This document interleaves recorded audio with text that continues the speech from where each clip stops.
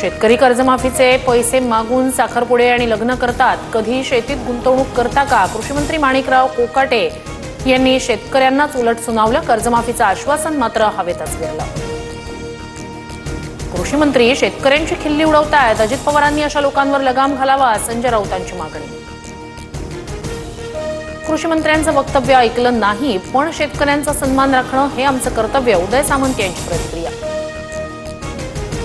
सत्तेवर येण्याआधी कर्जमाफीची घोषणा दिलेल्यांकडून सत्तेवर आल्यावर सोयीस्करपणे कर्जमाफीला बगल, जयंत पाटील यांचा शेतकरी कर्जमाफीच्या मुद्द्यावरून सरकारवर निशाणा. सरकार आणि कृषी मंत्री सत्तेच्या मस्तीत, शेतकऱ्यांना घेऊन सरकार गंभीर नाही, कोकाटेंच्या वक्तव्यानंतर विजय वडेट्टीवार यांची टीका. गर्भवतीच्या मृत्यू प्रकरणी पुण्यातील मंगेशकर रुग्णालयाबाहेर पवारांच्या राष्ट्रवादीचं आंदोलन, चिल्लर फेकत शरद पवारांची राष्ट्रवादी आक्रमक. धनंजय मुंडेंच्या वांद्रे न्यायालयाच्या निर्णयाला आव्हान देणाऱ्या याचिकेवर आज सुनावणी. करुणा मुंडेंना धनंजय मुंडेंच्या पत्नी असल्याचे ठरवत महिन्याला 2 लाख रुपये पोटगी देण्याचा वांद्रे कौटुंबिक न्यायालयाचा निर्णय.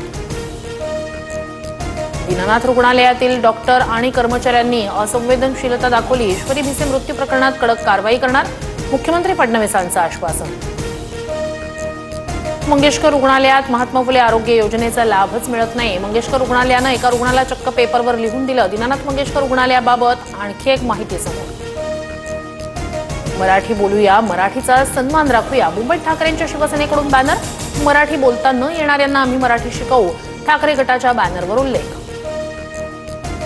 कुणाल कामरा आज चौकशीला हजर राहण्याची शक्यता, कामरा आज हजर न राहिल्यास पोलीस 4थं समन्स बजावणार.